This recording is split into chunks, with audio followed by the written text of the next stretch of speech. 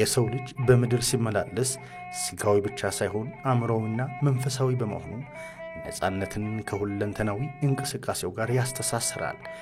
የማንነቱን ልክም ይገልጽበታል።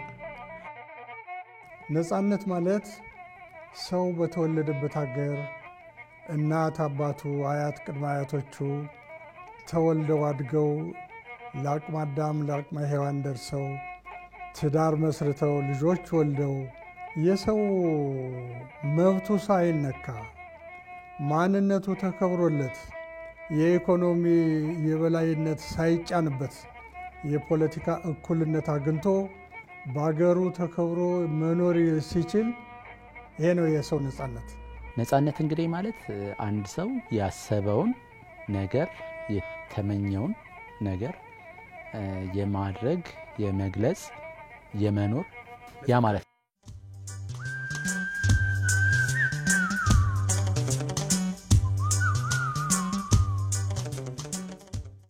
አርበኝነት መልከ ሰፊ እይታን ተላብሷል። ትውልዱ የልብ ግድግዳውን በጽናት ማግሮ የነፍስ ጥሙን በጀግንነት አርክቶ የአባቶቹን ታሪክ ከትውልድ ወደ ትውልድ ለማስተላለፍ ይጠቀምበታል። አርበኝነት ማለት አገር መውደድ ነው። እናት አገሩን ከራሱ ሕይወት በላይ አድርጎ መውደድ።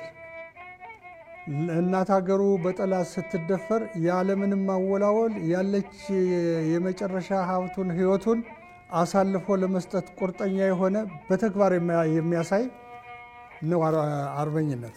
አርበኝነት ማለት በሀገር ጉዳይ ላይ በተለይ ጥላት ሆኖ የሚመጣን ክፍል እምቢ ብሎ ታግሎ ድል መቀዳጀት ማለት ነው። አርበኛ የሆነ ሰው የሀገራዊ ፍቅር አለው። በቃ በውስጡ የሀገር ፍቅር ስሜቱን ጠላት በሚመጣበት ሰዓት የሱን መብት ሊነፍግ የሚመጣን ኃይል በሚቻለው አቅም ታግሎ ማሸነፍ መመለስ መቻል ማለት ነው። በእድሜ የሚገደብ አይደለም። ወጣት፣ አዛውንት፣ ባልቴት፣ ሴት፣ ወንድ አይለይም። ሃይማኖት፣ ብሔር አይለይም። የውስጥ አርበኛው አርበኛ ነው። ልዩነቱ ጠመንጃ ይዞ አልተዋጋም። የታመመውን የቆሰለውን ያስተናገደ የጠበቀ ምቾቱን ያስተካከለ ሁሉ አርበኛ ነው። አንድ ሰው አርበኛ ነው አርበኝነት ስሜትን ያንጸባርቃል ካልን ከራሱ በላይ ትራንሰንድ ያደርጋል። ከራሱ ከግል ጥቅሙ በላይ ከግል ኑሮ ወይም ሰርቫይቫል ህልውናው በላይ ለአገር ለህዝቦቿ ለጥቅሟ ለታሪኳ ለባህሏ ተቆርቋሪነትን ያሳያል ማለት ነው። አገሬ ለኔ ምን አደረገችልኝ ለጠይቅ ሳይሆን እኔ ለአገሬ ምን አደረኩላት። ስለዚህ ከራስ ይልቅ አገርን የማስቀደም ነገር ያስባል። አገር ነፃ ሆና ዜጎቿ ነፃ ሆነው ራሱም ግለሰቡም በሙሉ ክብር ዲግኒቲ ኖሮት ፕራይድ ኖሮት ኩራትና ክብር ኖሮት ለመኖር ነፃነት የምንለውን ነገር እንዲኖረው ለማድረግ የግድ ፓትሪዮቲዝም ወይንም አርበኝነት መሰረታዊ ነው። አርበኛ መሆን ለሀገሩ ለኢትዮጵያ አርበኛ መሆን ያኮራል። እንደ ልብ ያናግራል። አንገት አያሰብርም። ከሰው በላይ ያስኬዳል። ኢትዮጵያን መጠበቅ ራሱ ወገኑን መጠበቅ ስለሆነ ሀያቴ ሀቅማንቴ ጀምሮ እስካሁን የዘማች ቤተሰብ ነኝ። እንደ በሬን የምንታረስ ኢትዮጵያን የሚወራት ከመጣ እንደ በሬን የምንታረስ በጥይት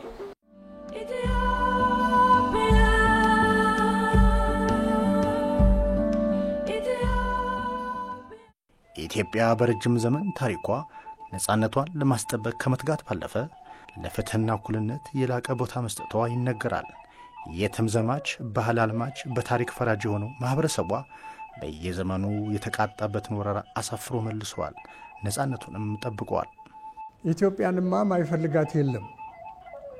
ኢትዮጵያ እኮ በአፍሪካ ቀንድ ያለች ለአውሮፓ ለኤስያ እና ለአፍሪካ አማካይ የሆነ ቦታ ላይ ያለች አገር ናት።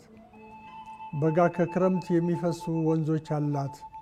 በከርሰ ምድሯና በገጸ ምድሯ የሀብት ክምችት ያላት ሀገር ናት። ስለዚህ ይህንን ሀገር ለራሳቸው ለማድረግ የማይመኝ የለም። ብዙ ጊዜ ይችን ሀገር የሚመኟት አውሮፓውያኖች ይመኟታል። ከዛ መካከል ጣሊያን ነበር በአብዛኛው ሊያጠቃ የሚሞክረው። ኢትዮጵያ ለምሳሌ በሮም ወይም በጣሊያን ለመወረር የጀመረችው በአሁን በአድዋ ዘመን ወይም በሙሶሎኒ ዘመን አይደለም። በና አውግስቶስ ቄሳር ዘመን ኤኦለስ ጋለስ የሚባል ጦር እየመራ 10,000 በላይ ሰራዊት ይዞ ሊወር ሞክሯል። በነ ኒሮ ቄሳር ዘመን ደግሞ ካምቢየስ የሚባልም እንደዚሁ ሞክሯል። ስለዚህ በየዘመናቱ ቱርክንም ግብጽንም ጣሊያንንም ሌሎችም ጓደኛ መስለው ኋላም ደግሞ ጠላት የሆኑ እነ ፖርቹጋል ምናምን እነሱን ሁሉ በመከላከል ነው እንግዲህ ዛሬ ያለንን የሰውነት ክብር፣ የኢትዮጵያዊነት ኩራት፣ ነጻነት የሚለውን እናንጸባርቅ የቻለው። ወደ ኋላ ብንመለስ ለፍትህ የኢትዮጵያ ሕዝብ በሀገር ብቻ ሳይሆን ውጭም ያደረገው ተጋድሎ ኃይለኛ ነው። የካሌብን ማስታወስ እንችላለን። የመን ውስጥ የሃይማኖት ችግር ነበረ። ካሌብ ወታደር ልኮ ያንን የክርስቲያኖቹን ነጻነት ማስገኘት ችሏል በእነ አብርሃም በኩል። ግን ለነጻነት እዛም መድረስ ችለናል ማለት ነው። እነዚህ ሁሉ ድምር ውጤት ስናስበው ኢትዮጵያ በነጻነቷ ለዘላለም ትኖራለች የሚለው ምንም ጥርጥር ያለው ነገር አይነት አይደለም። የሚጠራጠር ሰው ካለ ታሪክን አገላብጦ ማየት ያስፈልገዋል።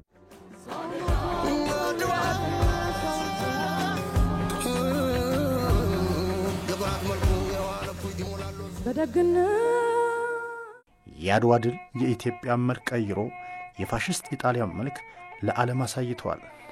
ድሉ የቀኝ ገዥ መንፈስ ደቆ የባርነት ቀንበር ተሰባብሮ ኢትዮጵያና መላው ጥቁር ሕዝቦችን የነጻነት ሸማ ቀዳጅቷል። የኢጣሊያን ውርደትና ቂምም አኖሮታል። የአድዋ ጦርነት ኢትዮጵያ ነጻ አገር እንድትሆን በዓለም ላይ እውቅና እንዲኖራት አድርጓል። ኢምፕሊኬሽኑ ወይም ደግሞ አንድምታው ደግሞ ለኛ አገር ብቻ ሳይሆን ለማናቃቸው ሕዝቦችም ጭምር በካሪቢያንም ላሉ፣ በአሜሪካም ላሉ፣ በአፍሪካም በእስያም ላሉ ጭቁን ሕዝቦች በሙሉ የነጻነት ብልጭታ የተጨቆኑ ሕዝቦች የተናቁ በዘራቸው ምክንያት አውሮፓዊ ያልሆኑ ሕዝቦች እኛም እኩል ነን ብለው ለነጻነታቸው መታገል እንዲጀምሩ የነጻነት ችቦን የለከሰበት ወቅት ነው ያ። ስለዚህ ሀፍረቱ ለጣሊያንም ብቻ አይደለም፣ አክቹአሊ ለመላው አውሮፓና ነጭ ሕዝብ ነው። ምክንያቱም ያገኘነውን የጂኦፖለቲካል ኢንተረስት ዓለምን የመግዛት እድል በዚህ ጦርነት ምክንያት እንድናጣ ሆነናል እና ሰለጠን የሚለውን ነጭ ሕዝብ በአጠቃላይ ያዋረደ ነገር ነው። ለጣሊያኖች ደግሞ ትልቅ ከነጭ ሕዝብ ውስጥ ደግሞ ያንን ኃላፊነት ወስደው መወጣት ባለመቻላቸው ደግሞ ትልቅ ውርደትና ስብራትን ያመጣ ነውና ሙሶሎኒ በልጅነቱ የኛ ትውልድ ግን ይህንን ሂሳብ ያወራርዳል፣ ይህንን ውርደት ያስተካክላል፣ የጣሊያንን የሮምን ክብር ይመልሳል የሚል አይነት ምኞት ነበረው። 40 ዓመት ሙሉ ሲዘጋጅ አንደኛ ያን ጊዜ የተነሳበት በዋናነት የቅኝ ግዛት ህልሙን እውን ለማድረግ፣ በሁለተኛ ደረጃ ደግሞ አድዋ ላይ የደረሰበትን ውርደት ለመበቀል ቂሙን ለመወጣት፣ ሶስተኛ ደግሞ 5 ሚሊዮን የጣሊያን ገበሬዎችን ወደ ኢትዮጵያ አመጦ ለማስፈር ሁለተኛውን የቅኝ ግዛት ወረራ አካሄደ። በ1928 ዓመተ ምህረት ሁለተኛውን የወረራ አደረገ። በጦር መሳሪያ የተለያዩ መትረጌሶችን፣ የነፍስ ወከፍ ጠመንጃዎችን፣ የእጅ ቦምቦችን፣ መድፎችን፣ ታንክ ሁሉ ሳይቀር እያመረተ በጣሊያን ውስጥ ባሉ ከተሞች እንደ ሚላኖ ባሉት ኔፕልስ በሚባሉ ከተሞች ሲያመርት ኖረ። ከዚያ በላይ ደግሞ ዓለም በጦርነት እንዳይውል የከለከለውን መርዝ ጅምላ ገዳይ መርዝ ሲያከማች ኖረ።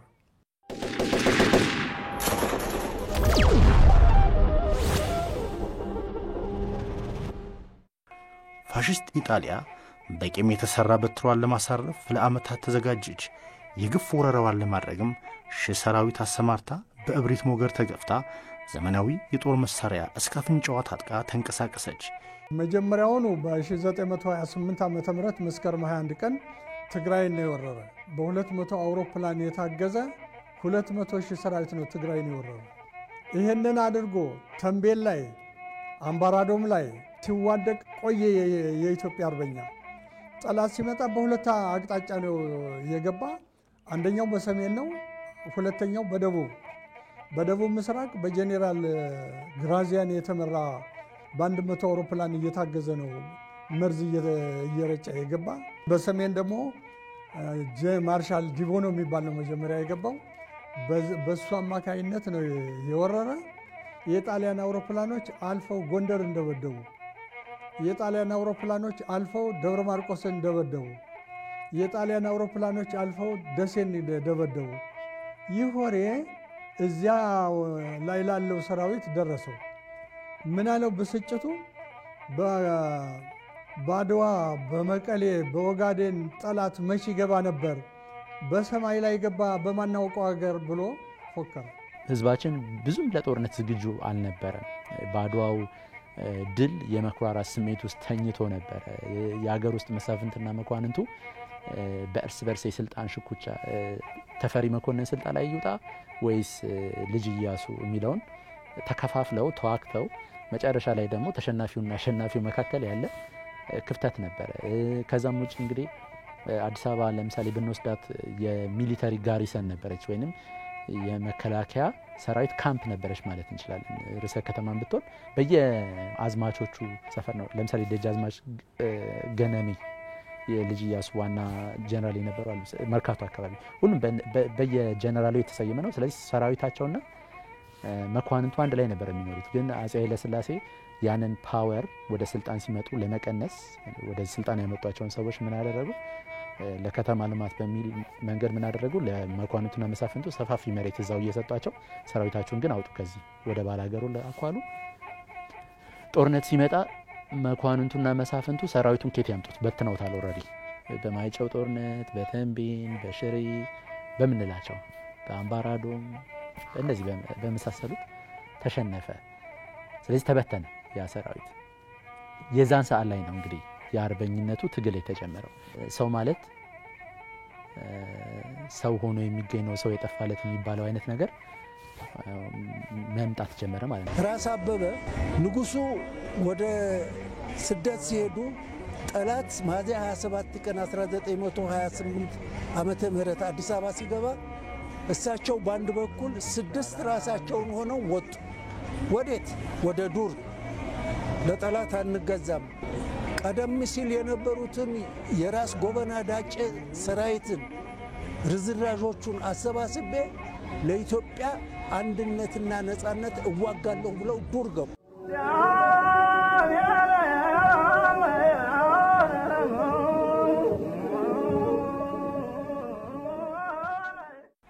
በበቀል የተቃጠለችው ፋሽስት ኢጣሊያ የተቀናጀ ጥቃቷን በህዝቡ ላይ ፈጸመች።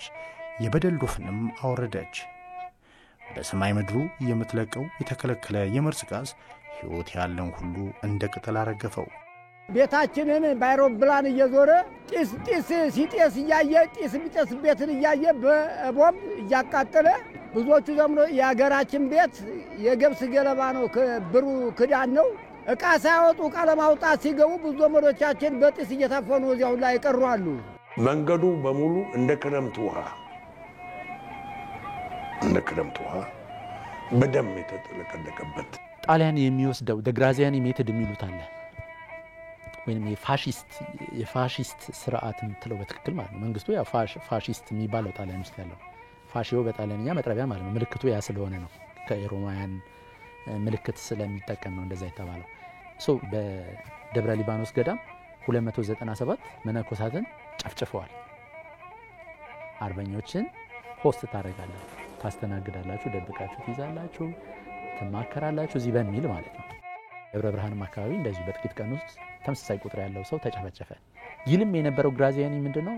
ኢትዮጵያን ከህዝቦቿ ጋር ወይም ያለ ህዝቦቿ አስረክብሃለሁ ነው በአጭር ጊዜ ለሙሶሎኒ። ይሄ ምን አደረገው? ህዝቡ የሚያየው በገዳማት ላይ በጳጳሳት በኢትዮጵያ ታሪክ እንደዛ ጳጳስ ተደብድቦ በጥይት ሲገደል ታይቶ አይታወቅም።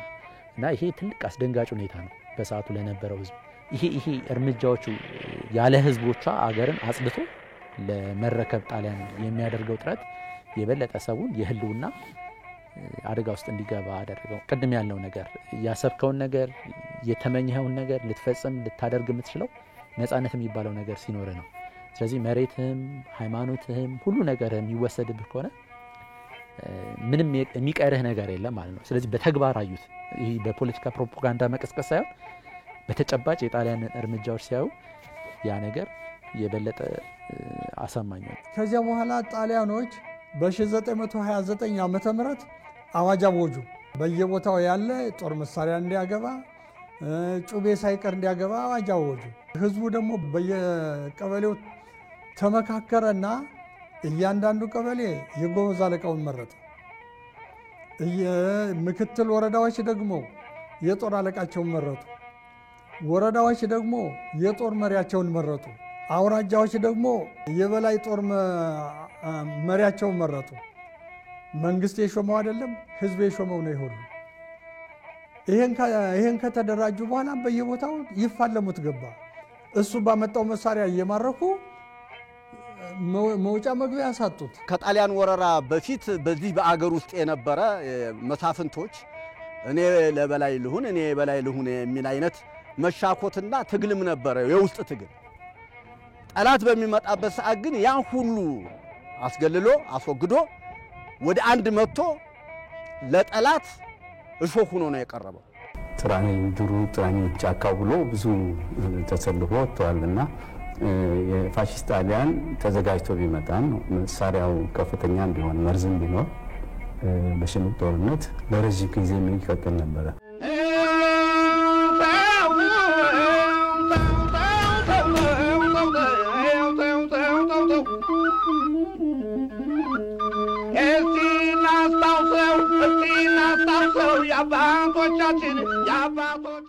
በብሪተኛው ፋሽስት ኢጣሊያ የተፈጸመው ግፍና ጭቆና በሀገሪቱ ከዳር እስከ ዳር ተዳረሰ። ህዝቡም ነፃነቱን ከመጣቱ ባለፈ የደረሰበት መራር በደል ክፉኛ አስቆጣው። የአርበኝነት ችቦውንም በምድሪቱ ለኮሰ። ነፃነት የተጠማው ፍትሕ የተራበው ትግልም ሁለንተናዊ መልክን ተላብሶ ተቀጣጠለ። ከሸዋ በኩልም ትግሉን የሚያዳብር የአንድነት ተግባር ተከናወነ። የመላው አርበኞች ማህበርም ተወለደ። ይህ አሁን ያለንበት ቦታ በሞጃና ወደራ ወረዳ አንቀላፊ ሜዳ አንድ ግራር ይባላል። በወንፈስ እንግዳሻ ቀበሌ ስር ነው ያለው። ይህ አንቀላፊ ሜዳ አንድ ግራር የሚባለው የመላው ኢትዮጵያ አርበኞች ማህበር ወይም የጥንታዊ ኢትዮጵያ አርበኞች ማህበር የተመሰረተበት ታሪካዊ ቦታ ነው። ይህን ግራር ማህበራቸውን ሲመሰረቱ የመጀመሪያ የክብር ሊቀመንበር ሆነው የተሾሙት ራስ አበበ አረጋይ ናቸው። እስከ ደቡብ ጫፍ፣ እስከ ሰሜን ጫፍ፣ እስከ ምዕራብ፣ እስከ ምስራቅ ጫፍ መረጃ እንዲደርስ ነበር። ኢጣሊያ ኢትዮጵያን እንደወረረችና የኢትዮጵያ ህዝብ አንድ ላይ ሆኖ ይህን ጠላት መመከት እንዳለበት ለማስገንዘብ ለማሳወቅ እንደ የተጠቀሙበት የኮሙኒኬሽን ቻናል ምንድነው? እሱን ማድነቅ ያስፈልጋል። ከፍተኛ የመረጃ ልውውጥ ነበር። ሴቶች ራሳቸው ለአርበኞች ውሃ መቅዳት አስመስለው ጥይት ያቀብሉ ነበር፣ መረጃ ያቀብሉ ነበር። ሴቶች የውስጥ አርበኞች፣ ወንዶችም ደግሞ የጣሊያንን እንቅስቃሴ እያዩ ለአርበኞች መረጃዎችን በመላክ የጥይት በመላክ ስንቅ በመላክ በምስጢር ይተባበሩ ነበር። ጣሊያን አንዳንድ ጊዜ በብዛት ወደ ገጠር ለመውጣት ሲፈልግ በከፍተኛ ደረጃ ነው የሚንቀሳቀስ እንጂ አይሄድም። ገጠሩ ከከተማ ውጭ ያለው ገጠር ጀምሮ የሚዳኘው በአርበኞች ነው። ግንኙነቱም ከአርበኞች ነው፣ ከጣሊያን ጋር አይደለም። ጣሊያኖች ዝም ብሎ በካምፕ ውስጥ ያሉ በበረት እንደተዘጋበት መንጋ ነው ሆነው የኖሩት።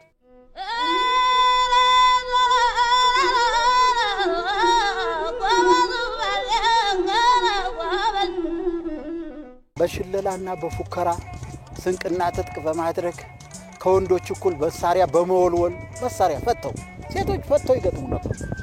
ይህም ራሴ ደርሼበታል። ፈተው ይገጥሙ ነበር። ኢላማ ይማሩ ነበር። በአዝማሪ መልእክት ይላላኩ ነበር። ያለውን ሁናቴ ለሌሎች ይገልጹ ነበር። ከሌላው ጋር ያለው ከጣሊያን ጋር ጦርነት እንዴት እንደሆነ አዝማሪ ቤት ነበር የሚያዳምጡት። ዘዴ ነው። ከአንዱ ከተማ ወደ ሌላው ሲጓዝ እርጋታ የለውም። በከተማ ውስጥም ተቀምጠው ኤኒ ታይም ይሄ የደፈጣ ውጊያ ወይም ጉሬላ ዋርፌር ነው ሊከሰት ይችላል የሚል ነገር አለ። የሴቶች ተሳትፎም ነበረው። ሴቶቹ ለምሳሌ ልክ የለሽ በያን፣ እነ ከበደች ስዩም፣ እነ ሸዋረገድ ገድሌ የመሳሰሉት አሉ። ስለኛውን ያክሙ ነበር፣ ውሃ ያቀርቡ ነበረ። እንደ ቴራፒስት ደግሞ ሆነው ደግሞ ማወደስ መስፈን ምናምን ውስጥ ይገባሉ። ምግብና ስንቅ ማቅረብ ላይ ይሳተፋሉ። ከዚህ በተጨማሪ እንግዲህ የስለላ መረጃዎችን ያቀርቡ ነበረ። ምክንያቱም ጣሊያኖች እነሱ ጋር መጥተው ጠላ የሚጠጣሉ፣ ምግብ የሚበላሉ። ስለዚህ ያንን የማቀበል ከነዚህ ውጪም እንግዲህ ከበደች ስዩም ሆነ ሸዋረገድ ገድሌ ስንል ደግሞ የራሳቸው ሰራዊት ደግሞ ይመራሉ። ለምሳሌ የአዲስ ዓለም እስር ቤትን ሰብረው እስረኞችን በማስፈታት በኩል ኦፕሬሽን ወይንም ምንድነው ዘመቻ ነው የሚባለው፣ ያን በማቀድ በኩል ሸዋረገድ ገድሌ ተጫውተዋል ሚና።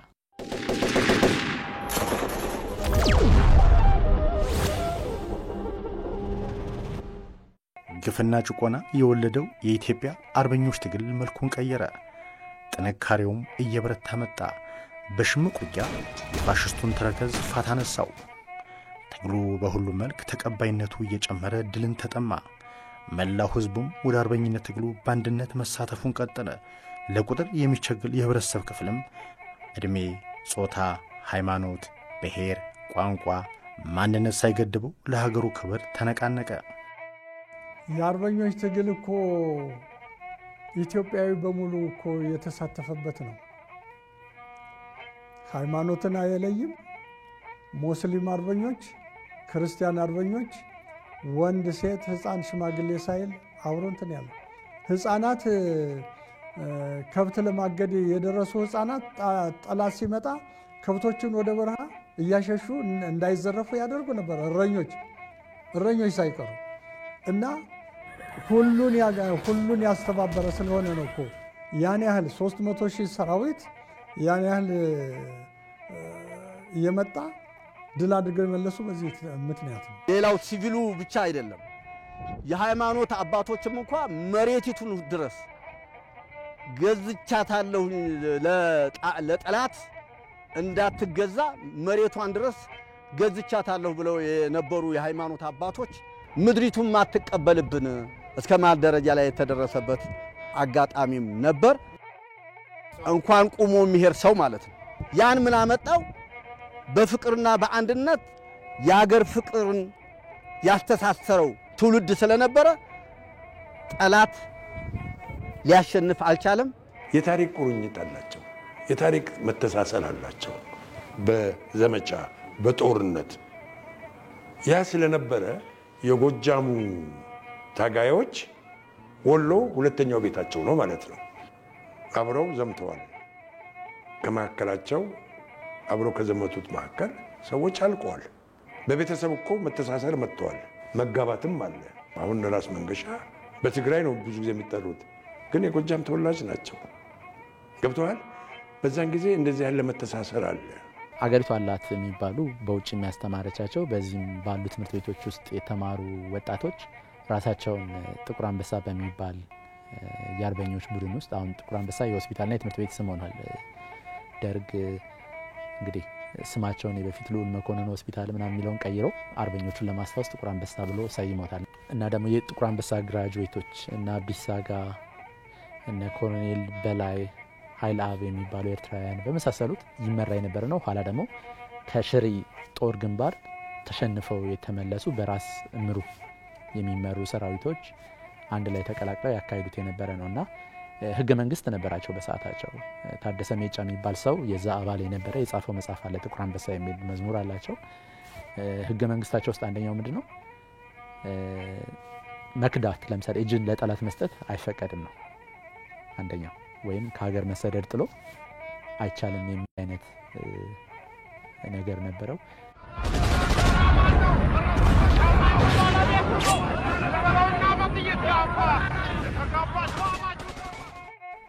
የአንድነት ገመዱ የጠበቀ ማህበረሰብ በጥንካሬ ማንነቱን ይገልጣል፣ በህብረት ጠላቱን ይረታል፣ ማህበራዊነቱም ይጎለብታል። የአርበኝነት ትግሉ መንፈሱ የጠበቀ ህብረቱ የጠነከረ በመሆኑ ውጤታማ እንዲሆን አድርጎታል። የአርበኞች የመንፈስ ጥንካሬ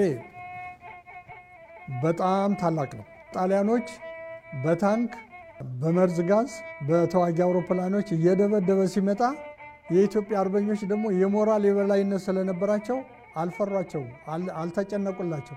በያዙት የጦር መሳሪያ እየተዋጉ የበላይነትን ያዙ። እንደው ጣሊያን ባመጣው መሳሪያ እኮ ነው መልሶ እነሱ ታጥቀው ጣሊያንን ድል ያደረጉ። ይሄ ምንድነው? የሞራል የበላይነት ስለነበራቸው።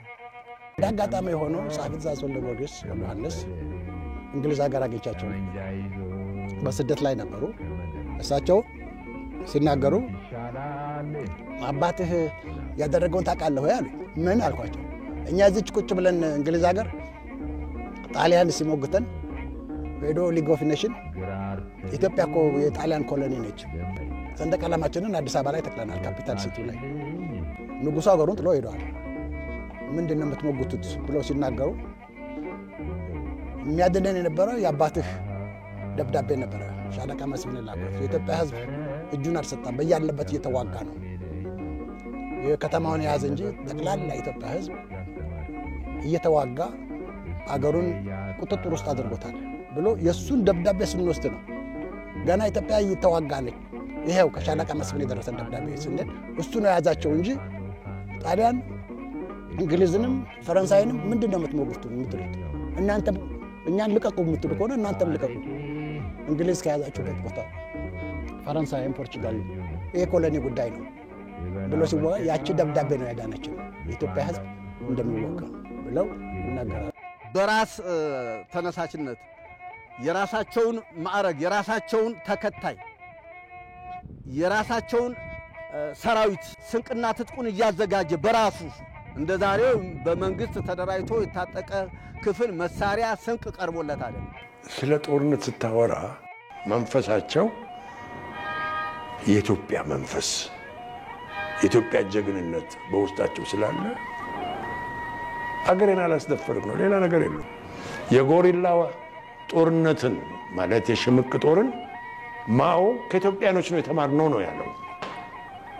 ማኦ ትልቁ የቻይና መንግስት ኃላፊ የነበረው የራሱን ሬቮሉሽን በሚያካሄድበት ጊዜ የሽምቅ ጦርን ከኢትዮጵያኖች ነው የተማርነው አለ። የመንፈስ ጥንካሬያቸው እንግዲህ ለማየት የደጃዝማች በላይ ዘለቀና የራስ አበበ አረጋይን ተሞክሮ ለምሳሌ በላይ ዘለቀ ልጁ የሻሽ ወርቅ ተማርካ ጣሊያን ሀገር ሁሉ ተወስዳለች። ከዛ አልችሉ ሲሉት መቋቋም ሲያቅታቸው ምንድነው ያደረጉት? መጨረሻ ላይ ፈተና ሲሆንባቸው እሷን ከጣሊያን አመጡና መልሰው ልጅን እንሰጣለን እጅን ስጠን አሉት። እጅ አይሰጡም። በተመሳሳይ መልኩ ራስ አበበ አረጋይንን ስንወስድ እንደዚሁ ልጃቸው ዳንኤል አበበ ተማርኮ ነበረ። እናታቸው እንደዚሁ ተማርከው ነበረ። ተመሳሳይ ጥያቄዎችን ሲያቀርቡላቸው እንግዲህ ያንን አልተቀበሉም። ስለዚህ አገርን ነው የሚያስቀድሙት። ይመከራል ወይም ማራል ይረዳል ብዬ እንጂ ወትሮስ ምን ዋጋ አለው? የባንዳ ወዳጀው የባንዳ ወዳጀው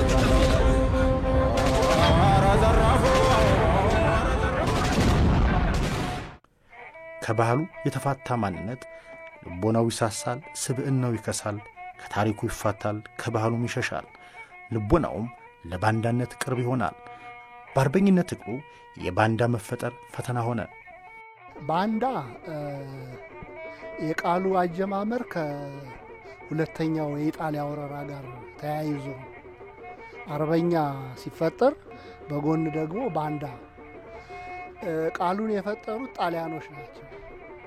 ባንዴ ኢሬጉላር ግሩፕ የሚባለው በእንግሊዝኛ ከሀገሬው ሰው ተመልምሎ ልክ አሁን ሚሊሻ እንደምንለው ማለት ነው።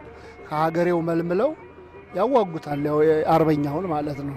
እነሱ እየመሩ መሪ ይሆናሉ፣ ባንዳውን ያዋጉታል። እና ይሄን እነሱ ባንዴ ይሉታል። ያው በእንግሊዝኛ ባንድ ግሩፕ እንደማለት ነው።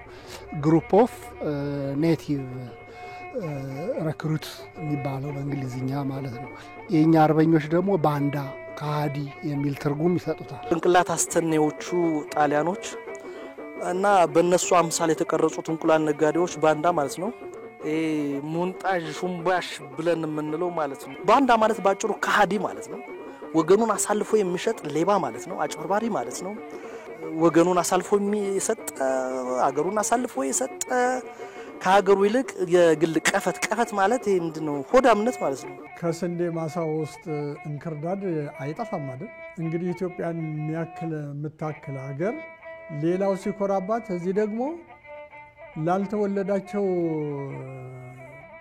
ጣሊያን አገልጋይ ሆነው የገዛ ወንድማቸውን የገዛ አርበኞችን በዚህ ወጣ፣ በዚህ ነው የሚወጣ፣ በዚህ ነው የሚገባ እያሉ ያስደበድቡ ነበር። መንገድ እየመሩ ያስደበድቡ ነበር። ስለዚህ እነሱ ከጣሊያን ጋር ባይሰለፉ ኑሮ ኢትዮጵያን የት ያውቃታል? የኢትዮጵያን መውጫ መግቢያ የት ያውቀዋል? ጦርነቱ አይራዘምም ነበረ። ወዲያውኑ ባንዶችን ስግብግብ ሆዳደር ባንዶችን ከጎኑ አሰለፈ። እነሱ በሚመሩት እየሄደ እኮ ነው አርበኞችን እያጠቃ የነበረ። ስለዚህ ጦርነቱ እንዲዘገይ ያደረጉ ባንዳዎች ናቸው። እንግዲህ በሁለተኛ የኢትዮጵያና የጣሊያን ጦርነት ወቅት ባንዳነት ሰፊ መሰረት የነበረው ነገር ነው። አካታችም ነበር። ልክ እንደ አርበኝነቱ አካታችን ነው ስል ምን ማለት ነው? የሃይማኖት አባቶች በሁለቱም ታላላቅ እምነቶች ኢትዮጵያ ውስጥ በነበሩ ሊቃውንት ዋና በምንላቸው እስከ ዋና የነዚህ ሃይማኖት መሪዎች እስከምንላቸው ድረስ የገቡ ሰዎች ነበሩ። መሳፍንቱም በብዛት ይሄ እዚህ አዳፍኔ ፍርሃትና መክሸፍ የሚል የፕሮፌሰር መስፍን መጽሐፍ ላይ ከነ ተቀበሉት ደሞዝ ተዘርዝሯል። እንግዲህ ያለ በሰማይ ሲበሩ ነፋስ አይነካቸው፣ በመንገድ ሲሄዱ እንቅፋት የላቸው፣ በባህር ሲሄዱ ማዕበል አይነካቸው፣ ከክርስቶስ በታች ከኛ በላይ ናቸው፣ እንዲህ አድርጎ ነው አምላክ የሰጣቸው ብለው እንግዲህ ከኛ በላይ ናቸው የሚለው ነው። እኛ ዝቅ ያለ እንደሆነ እንድንቀበል፣ ጣሊያን ደግሞ ከክርስቶስ በታች የሆነ መሀል ላይ ያለ የመላእክት ዘር አድርገው ያቀርቡ ነበረ የሰውን የአርበኝነት ስሜት ለመስበር። የጣሊያን ዘመን የነበሩ ባንዳዎች በዋናነት ያጠፉት ጥፋት አርበኛ ሲማረክ ከሌ ይታነቅ ከሌ ይገደል እያሉ ጥቆማ ይሰጣሉ። የአርበኞችን እንቅስቃሴ አይተው ሄደው መረጃ ያቀብላሉ። ፈረንጅ ሄዶ በአውሮፕላንም በእግር ጦርም ብሎ ከቦ ብዙ አርበኛ እንዲያልቅ እንዲጨፈጨፍ ያደርጋሉ። እና የነሱ በዘመኑ ያደረጉት በደል ይሄ ነው። እና አርበኞችም ፈረንጅ ከበደለን በደል ባንዳ የበደለን ይበልጣል የሚሉ ሰዎች እኔ አጋጥመውኛል። ያው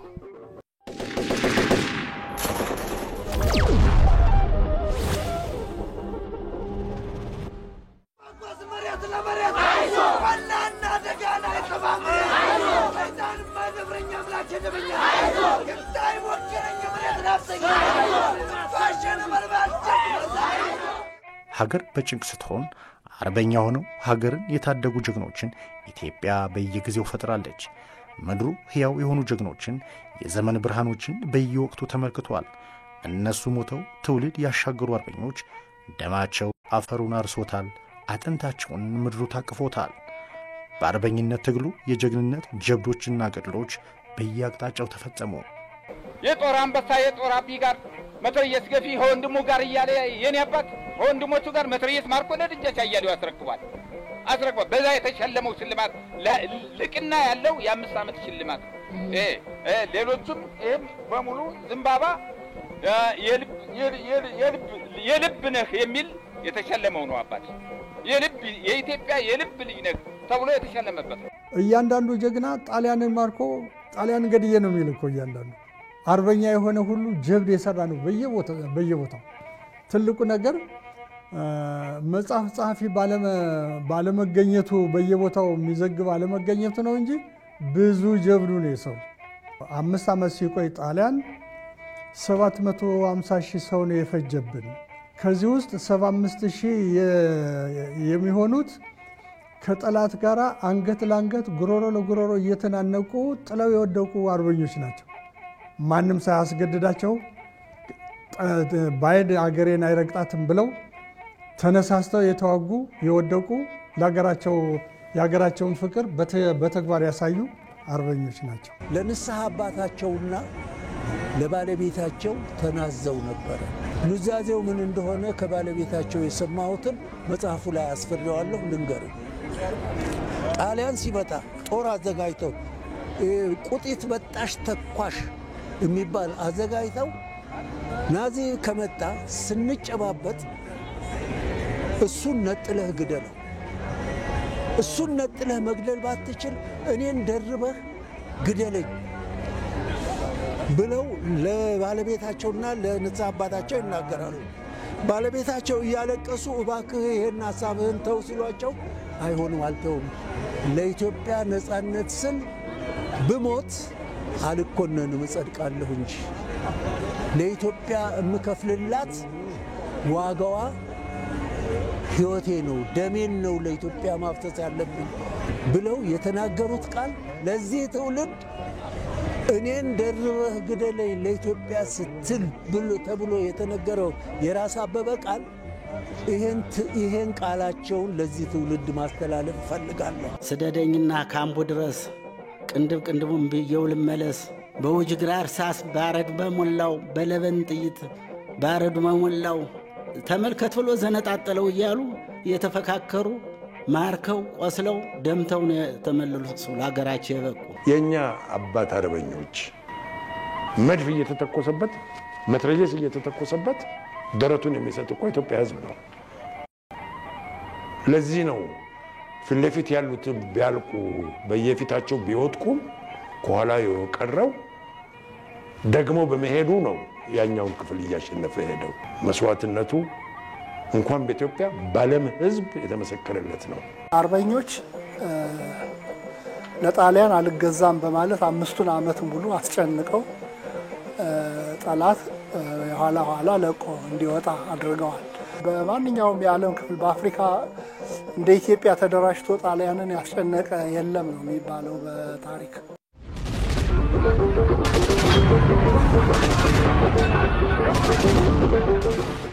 የአርበኝነት ድሉ የትላንት ማንነታችን በደም ጽፎ በኩራት ይናገራል።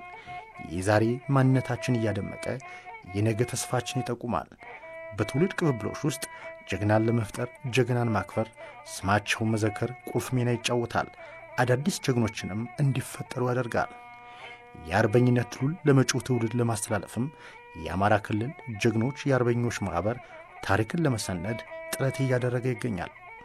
ከ1928 ዓመተ ምህረት ጀምሮ እስከ 1933 ዓመተ ምህረት ድረስ የነበረውን ታሪክ ነው ማስረዳ። እኔ ክቡር ደጃዝማች ከበደ ተሰማ ይባሉ ነበረ። ደጃዝማች አበበ ሸንቁጥ ነው፣ ሸዋ ውስጥ አርበኛ ናቸው።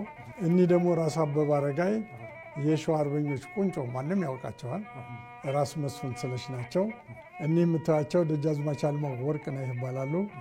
እኒህ ደግሞ ደጃዝማች በቀለ ካሳ ይባላሉ። ከዚህ ደግሞ ታች ደጃዝማች አበረ ናቸው። እዚህ ተራሪ ብርሃኑ ፋሪስ ይባላሉ። ደጃዝማች ኃይሉ ከበደ በኋላ ሌተና ጄኔራል ተብለዋል። ራስ ኃይሉ በለው የንጉሥ ተክለ ሃይማኖት የልጅ ልጅ ናቸው። እኒህ ደግሞ ቢትወደድ ነጋሽ በዛብህ ይባላሉ። እኒህ ደግሞ ቢትወደድ መንገሻ ጀንበሬ ይባላሉ። ደጃዝማች በላይ ዘለቀ፣ እኒህ ቢትወደድ አያሌው መኮንን ይባላሉ። እኒህ ደግሞ ደጃዝማች ደረሽ ፈራው ይባላሉ። እኒህ ደግሞ ደጃዝማች ኃይለ ኢየሱስ ፍላቴ፣ እኒህ ደግሞ ደጃዝማች ዘለቀ ደስታ፣ እኒህ ራሱ ውብነ ተሰማ ነው የሚባሉ የፈረስ ስማቸው አሞራው ውብነ ነው የሚባሉ። እኒህ ደግሞ ቢትወደድ አዳነ መኮንን፣ እኒህ ደግሞ ደጃዝማች ነጋሽ ወርቅነህ፣ እኒህ ደግሞ ደጃዝማች ብሬ ዘገየ ይባላሉ። እኒያ ቢትወደድ ገሰሰ ረታ ናቸው። ሲዋጉበት የነበረ የጦር መሳሪያ ነው። አሁን ከዚህ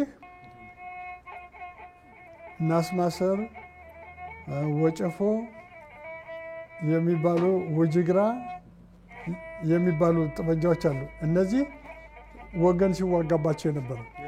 የወዳኛው መትረጌስ አለልህ።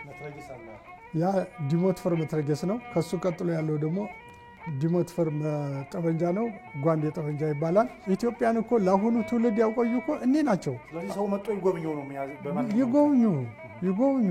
የአማራ ክልል ለአርበኞች የተወሰነ ድጎማ ይሰጣል።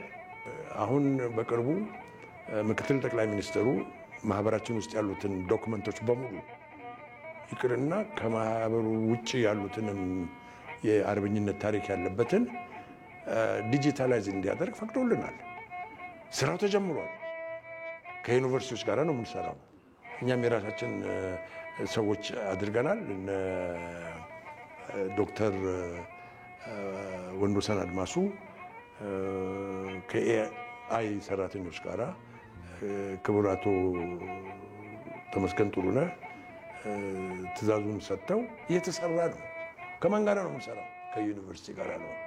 የኢትዮጵያን ታሪክ የአርበኞችን መጽሐፎቹንም ሆነ ዲጂታላይዝ ማድረግ ቀላል ነገር አይደለም። ታሪክን ባዘለ መልኩ የቀድሞ የኢትዮጵያ ጀግኖች መጽሐፋቸው ታሪካቸው ያለውን ዩኒቨርሲቲ ፕሬስ በነፃ እያተሙ ነው። ይሄ ቀላል አይደለም።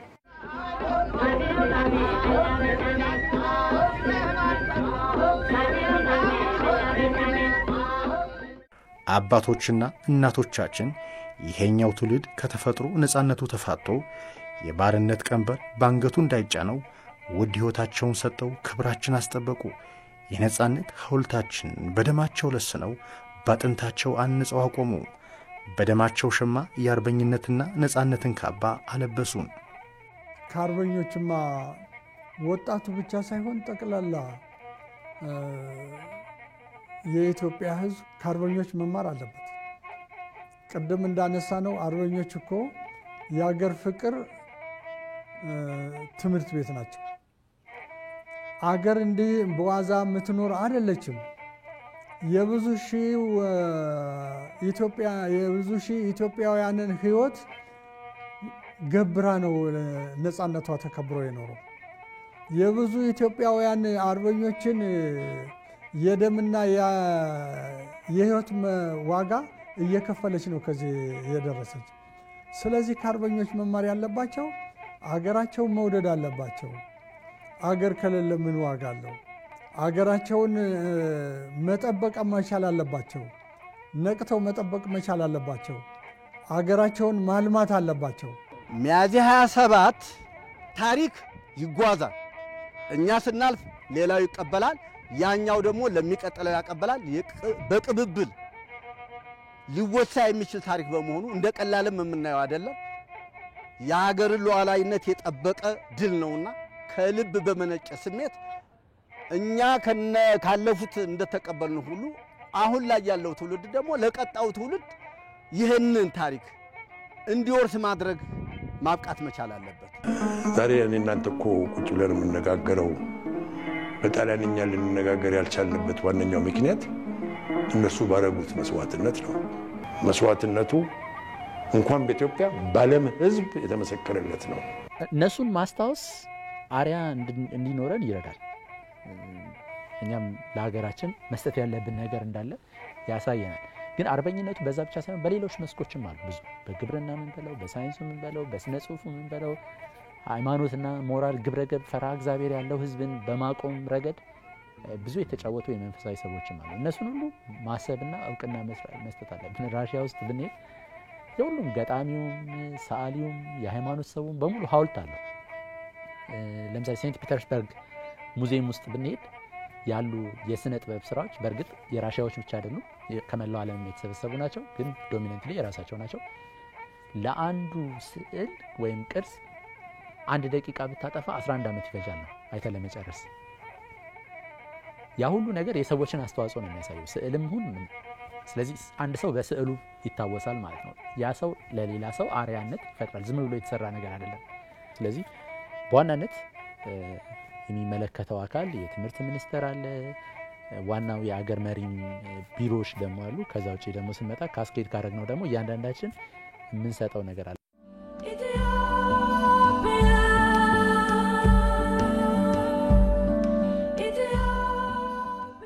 የአርበኝነት የድል ችቦ ብርሃን ፈጥሮ ህዝቡን አስተሳስሯል። የመንፈስ ከፍታውን ጨምሮ የአባቶቹን ድል እንዲያከብር አድርጎታል።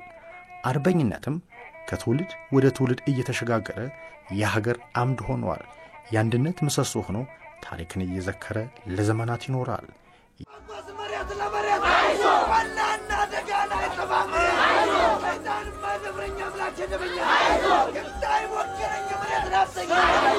Fashion